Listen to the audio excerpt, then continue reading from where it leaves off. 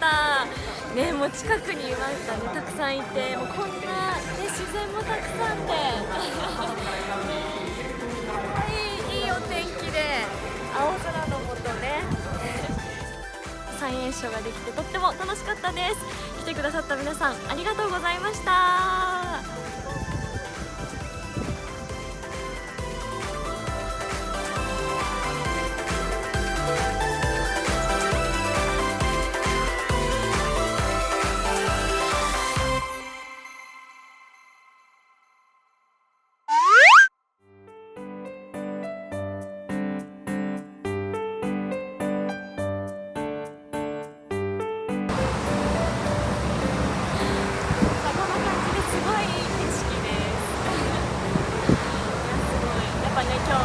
バターシェイク実験を2回やったので、ちょっとね